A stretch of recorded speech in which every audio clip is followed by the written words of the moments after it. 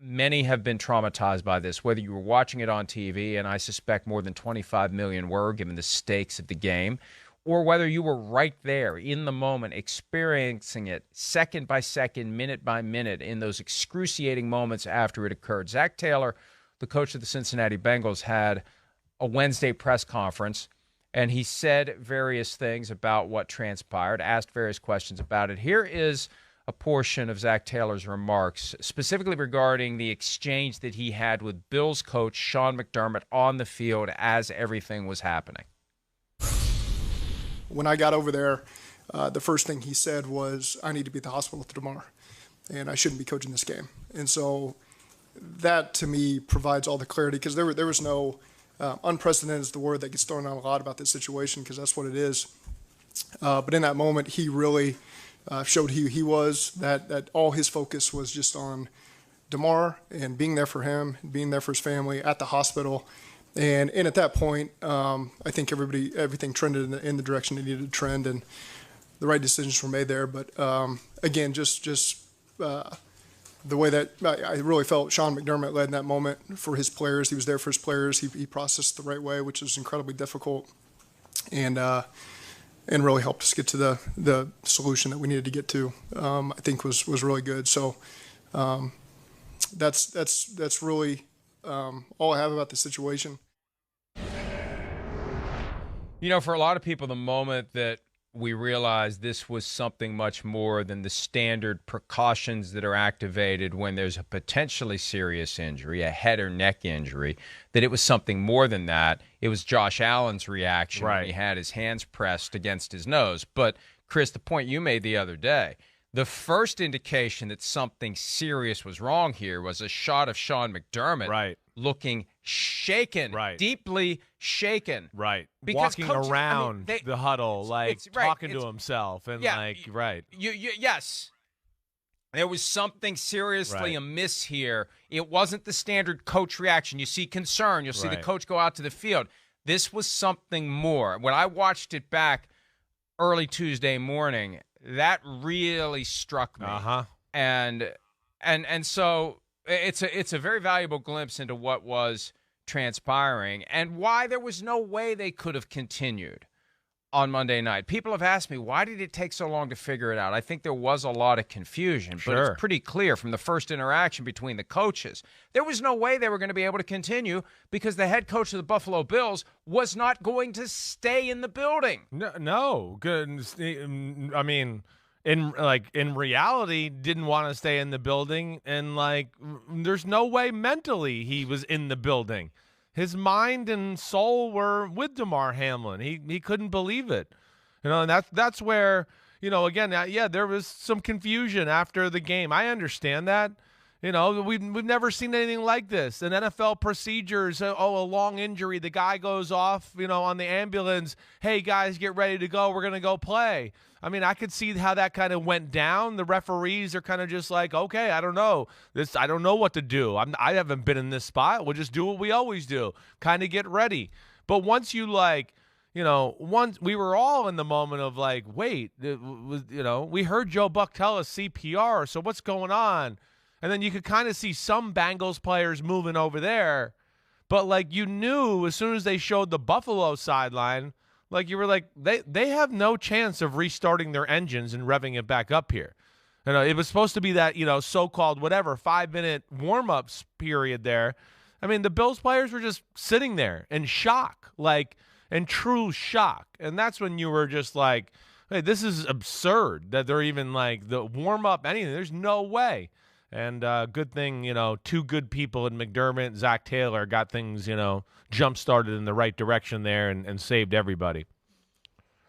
And one of the unresolved issues about what transpired during that hour or so between the injury and the decision to suspend play is where and how did this notion of we're going to resume playing and the players have 5 minutes to get ready, where did that come from? And I know that it is completely irrelevant to Damar Hamlin's injury, to his condition, to his prognosis. But to the extent that this was an unprecedented moment, to the extent that something like this in theory could happen again, and hopefully it doesn't in my lifetime, because it's just hard for us to experience. It's even harder for the people directly involved, I know. But we hope this never happens again to anyone who plays football. But at least now there's a precedent. What was unprecedented is now precedented if it happens again. So it's an issue that people are curious about. There are signs of inconsistencies. There's just an indication, when your little inner voice is telling you there's something more here, something doesn't add up, something's not right. People want to get to the bottom of it and understand what happened so we can have some semblance of a playbook moving forward. On that note, here is Zac Taylor addressing yesterday the fact that there were reports, not just from ESPN, but from Westwood One during the game, that the game was going to resume with a 5-minute warm-up period. Here's Zac Taylor on that issue. I didn't feel any directive that guys need to start warming up. It was just, let's particularly give Buffalo space to process as a team, because they had not done that. They had just been there for DeMar. And so then we've been through this situation a million times where there's an injury on the field, something happens on the field, and just the natural process is, you give yourself a couple minutes. I believe there's so much that happened that I can't even really recall. My process of remembering is that that's really just what unfolded. There was no push for anything to happen. It was just let's let these moments play out and see what the next step is as people get a chance to get their minds right, and ultimately that's what led to the decision there. And Chris, I think it's reasonable to say that during those moments where everyone was trying to get their brains around what was happening, right, standard protocols may have been mentioned. Yeah. Why not? And I've heard from people who said, look, this 5-minute thing, it wasn't pulled out of the air. Right. I mean, first of all, ESPN has said they didn't pull it out of the air as tactfully as possible because they're a broadcast partner. We have to tiptoe around some of these things to not make anyone upset. But ESPN has said it. They didn't pull it out of the air. Westwood One, the radio broadcast partner, had the same information. And it's okay if someone was reverting to what always happens, because this is not unprecedented that there's a delay. Right. The specific reason for the delay is unprecedented, but delays aren't. And I've heard from a high-level executive with the team that, hey, we've had this happen, whether it's weather, or you got 5 minutes to warm up and get ready to go. Right. Whether it's national, like on a Thanksgiving, one game is taking too long. We're going to delay the other game. One. Sure. Right. We want to transfer the audience to watch the full game, so you're going to have a 5-minute. This 5-minute thing is not new, and it's unfortunate that that's become a thing, because all the NFL had to do from the get-go was say, during the moments of confusion, we were relying upon standard operating procedures, and that is the standard operating procedure. Once it became obvious that this was nothing standard, that's when the usual protocol went out the window. Right. I don't know why. I wish that's what would. And again, these are human beings making human decisions in real time. It's just unfortunate that a line got drawn in the sand early on by the league. And we're not here to call anybody out or criticize anyone. I'm just trying to help people understand how we got to this point. It's unfortunate in those real moments where people didn't know quite what to do or how to handle the situation, that it was regarded as insensitive or ridiculous to even mention the possibility. Well, no, it's not insensitive or ridiculous when you have people in the moment trying to figure out what's right. Yeah. And what do we usually do in this situation? Well, we give 5 minutes and we get going. I mean, we resume play. People get injured. They're taken care of. And the game goes on. That's just what happens. That's what's always happened. And to the credit of everyone involved, they eventually realized we can't do it. Right. But it's not wrong. It's not insensitive. It's not inappropriate that someone may have mentioned along the way, this is what we usually do, because it is what they usually do. Right. They recognized in this moment they shouldn't. That's right. I don't think somebody from the NFL offices was down on the field and was like, hey, Zac Taylor and Sean McDermott, get them going. 5 minutes. Here we go. I think it was just like Zac Taylor explained. That's what I was kind of trying to say before we went to that. It's I've experienced that as a player too. It's the natural process there. So I'm sure the referees saw the ambulance go off the field, and he's been a part of these situations as well. And he's going, okay, I guess we get ready to play. Nobody's saying anything different to me yet or anything. And I think that's where people got offended because they thought it seemed insensitive. And then when it got too insensitive, people want to know, wait, who was the person that made this insensitive comment and did this? And that's where I think it got personal to people in the NFL, because they were like, wait, no, nobody did this. Troy Vincent, we know he cares about players. Nobody that cares about players more than Troy Vincent. I mean, we've seen it firsthand. He is an ex-player and, to a fault, cares about the players too much to a degree, in my opinion, with nothing the passer and some of all these other things, as I'm smiling and joking here a little bit. But so that's where I think it got a little mixed up. People were looking for one person to point at, and that's where it wasn't fair. And as soon as, yes, the gravity of the situation got understood and people were, I'm sure, on the phone like, what's going on? Hey, boss, what do we do? And when they figured it out, they made the right decision. They got it right.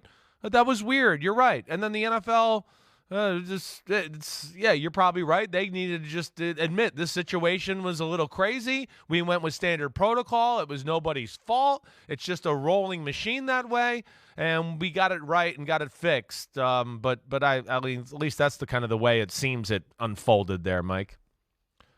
But this has become something now that has taken on a life of its own. Yeah, a little. Because of the things. And again, I'm not trying to criticize Troy Vincent. I'm just trying to help people understand how and why and where we got to the point where we are, and why there's this lingering curiosity about what transpired, because it was in that original late-night conference call that Troy Vincent said, I don't know where that came from, the 5-minute thing. And that made a lot of people, well, wait a minute. ESPN didn't make it up. ESPN didn't. Yeah, they didn't just start spouting off nonsense with no basis for understanding what was going on down on the field. Joe Buck said that John Perry, a longtime NFL referee who is the rules analyst for ESPN, was in constant communication with the league. The ESPN statement, carefully worded, but the ESPN statement that came out on Tuesday made it clear that they were in constant communication with the league. This came from someone with the league. So this is just one of those things that's like, we don't need this to be an issue. And that's why yesterday, when they had the conference call, because I initially thought the conference call was going to be about telling us what decisions had been made about the Bills-Bengals game, about the schedule. I thought that was going to be part of it. It wasn't. That'll probably happen today. It's got to happen at some point, because at some point the passage of time makes the decision for you. But Troy Vincent yesterday, very emotional on the conference call. And as you said, he genuinely cares about the players. He does. Cannot be denied. And he brought the issue up again. I'm going to read to you what he said yesterday. I was asked a question about this return to play. I feel like I snapped or I was hasty in my answer, but I just want to be clear. Just that suggestion alone was inappropriate. It was insensitive, and frankly, it lacked both empathy and compassion for DeMar's situation, who is still in the woods and is fighting for his life this day. It lacked complete, and it was just so insensitive to think we were even thinking about returning to play. I just wanted to share that because it came up, and I think there's been a little bit of discussion. I don't know who said it, and I really don't care. Again, it didn't just come out of thin air, and it's okay. See, the problem with that comment to me is it paints whoever it was that may have mentioned we're going to go back in 5 minutes in such a negative light that we're never going to find out what happened. Yeah. No one's ever going to say it was me. It's okay. It's okay that human beings trying to figure out what's the right thing to do had dialogue, had conversations. What do we usually do in a situation like this? Well, after the injury situation is resolved, we give the players 5 minutes to warm up and we keep playing. That's how everything is constructed. We don't have a manual for a serious life-threatening injury that results in CPR and the use of an AED on the field. So it's unfortunate that this line that was first drawn in the sand has now been dug with a shovel in the sand, and it's created this standoff where it was incomprehensible from the league's perspective that anyone would have mentioned possibly returning to play. Well, during this hour, well, I mean, look at it this way, Chris. Why did it take an hour to come to the conclusion they were suspending play if somebody wasn't at least pondering the possibility of still playing? And It wasn't wrong to ponder the possibility of still playing because that's what always happens. Yeah, it was a confusing situation. And, I mean, the league it is a business. They're trying to worry about, we have 70,000 people here at a stadium. You know, what do we do? Do we bring them back tomorrow? There were so many things that I had to be worried about. And Mike, I could see, a lot of wormholes of how this could have unfolded. Again, it could have been the first 5-10 minutes of the break and DeMar Hamlin on the field to where, in that process and maybe not everybody realizing how dire and the gravity of the situation and all that, to where maybe, NFL replay and all that was in the referee's ear. And, hey, it's been a long break. We'll probably have to give the guys 5 minutes to warm up once we get going again. I could see that going down. And in the meanwhile, like Troy Vincent and other big high-level executives are on the phone talking to Roger Goodell and owners and trying to figure it out. And that's where there could be maybe a dead moment of, wait, we didn't communicate this the right way or whatever. There's just so many things. But, I don't think, that the NFL and the people that are 345 Park and all that, they're not bad people. That's where I'm not going to let the world go. And I know enough about these people and been around them for a long time to know that they do care about the players. And gosh, we've sat here to a point in this year a lot and complained about, damn, they care about the players too much. So I just think it was like you're talking about. It was a crazy situation. Standard protocol was kind of being followed. And I think there was a lot of moving parts and people trying to figure out exactly how to handle the craziest situation we've ever seen in maybe American sports. Come on now. That's where everybody's got to just chill out a little bit and trying to point a finger at anybody and blame somebody.